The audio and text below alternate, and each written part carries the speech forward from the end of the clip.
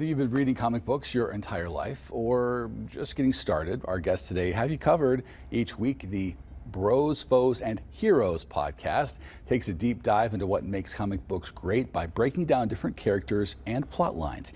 Here to talk about the show, we have the co-hosts, Zach Burke and Mike Hamilton, joining us again. Thanks for being here today to talk about this. Absolutely. There's such a great, huge base for following comic books and just different kinds and different stories, and huge fans of certain ones. How did this show get started for you guys? I guess mine. Yeah, that was all him. So it's something that I started with my brother years ago, and we took a hiatus, and then I had the privilege of being able to work with Mike and stuff on other projects. And while we were sitting there, while we were sitting there working on a bunch of different projects, we found that, we work really well together and we had shared likes and things. And one of the things that shared likes was comic books. And I'm a guy who just loves them from back in my youth to just all the time. And Mike knows minimal, but yet he still enjoys them. Not trying to, and so. Well, my knowledge stopped in the 90s, right? When I had kids and all that stuff, and, it just kind of didn't continue. His continued, being younger and, than 100. And so he brings me stuff to talk about that I may not know about. And my job's easy. I just react to it, so it's pretty easy. So that's where your love comes from, going way back. Yeah. There's an episode where you actually got to talk about Kevin Smith's Green Arrow quiver, and you broke it down. Tell us about that a little bit. Yeah, that was actually awesome enough. We had a fan who reached out to us who told us that, Mike doesn't know much about Green Arrow. This was actually the first comic I ever read. I'd love it if you guys would cover it. And on top of that, it's a story that was written by, a guy who is well-versed in a lot of media, in superhero media, but just, in general, Kevin Smith back in the early 2000s. And it was fun to dive into, not only to see like that capsule of where things were in the early 2000s, kind of comic book wise, but then also be able to introduce Mike to something that, like, one of our listeners also was the same stepping stone for them. And it was also to be able to see, like, that reaction of Mike not knowing anything about him. Well, I've also not held back my hatred's a strong word, but for Green Arrow, Dislike? Aquaman, and a couple of things. Yeah.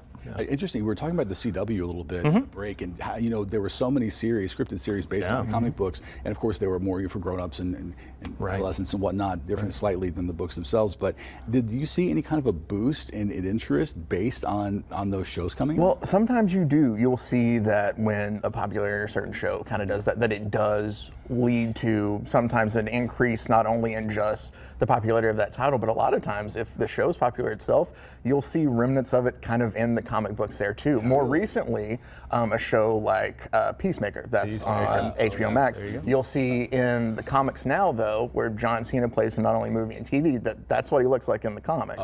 Like you start to see things like of where, they kind of take nods from there and kind of make it work over. So yeah. Peacemaker gave us a huge boost. I bet. Yeah. Well, it's fascinating. I know that you want to be a show that entertains lifelong fans as well as newcomers, as we're talking about newcomers here. How do you kind of balance making content that engages the new people without losing, the attention of avid readers? Because you don't want to talk down to anybody or over their heads. You kind of find some kind of medium. Well, I think the way that we find that happy median is that he is the expert, I'm the newcomer.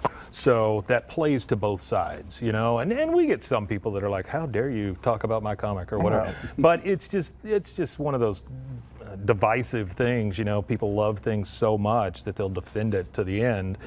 Me, it's whatever. Yeah, no, but I also love, for me, it's more of like, there's all these great stories and stuff, but there's even the background of it, like what went into the creation of it, like when we cover a lot of the older stuff. And for me, I think it's a lot of story that people just take at face value of like, oh, it's just this 8-page little, comic that I read that I enjoyed, but there's so much more to it. And I think you can just break it down and even approach it at even a small level. There's just so much more to open up to it that I think there's information for everybody out there that can enjoy. Do you think it is a show that everybody can enjoy? I mean, when you get on it, you obviously are enthusiastic about it, and you get to have that spontaneity of, I didn't know, I'm learning, so as your reaction role goes. Tell us about the enjoyment factor people have talked about when it comes to listening to and watching what you do. I think that it's for everybody. Like, honestly, it is very all over. It has something for everybody. If you enjoy comics, you get to listen to us talk about, comics. You'll get that there. Right. If you have no interest in it, honestly, I feel like Mike and I banter pretty well, and you get to learn something that we make it pretty interesting. It's where it's very approachable. It's like you can go to it and not need to know, have read everything before. It's something that you can just plug in, while you're, cleaning up around the house or on the commute or something like that, and it's perfect. I think everybody likes to watch idiots, so I mean that's what we are. We're just a couple of idiots talking about comics. As far as the way your approach goes to each podcast, do you kind of look at a series at a time, or do you jump around? Do you kind of focus? How does that work? It does. So I plan it all out, and sometimes I'll have these grand epiphanies of, oh, wouldn't it be cool if we spent like a month talking about this character, which is kind of what we're doing here. We had the Green Arrow, but we've been talking about Robin. There's been multiple different Robins, so another character Mike doesn't like. Not so a big fan. Yeah, not a big fan. I'm bound and determined to find a story that he likes. So it'll be something like that, or we'll spend during October, we'll find stuff that may be more horror themed, because while there are a bunch of superhero stuff out there, we dabble into comics in general, which not only span a bunch of different genres, but are popular all over a bunch of different countries, and there's just so much more than just superheroes when it comes to comic books. What is it about comic books that is such a draw for certain people? It seems like it, and really anybody who learns more about them and falls into them, what do they have in common? Why is it the stories, man? It's just, it goes way back. It's just telling these fantastical stories that people can lose themselves in. It's cave paintings, it's the whole thing. I think in a way also there's something that's so simplistic that anybody can pick it up and do it, but yet that doesn't mean that the content you're reading has to be simplistic. It's just the approach to it. Do each of you have a favorite episode? Is there one that stands out as one you've loved, that you've done so far? Mine is the Black Condor episode we did a long time ago, because Black Condor makes absolutely no sense.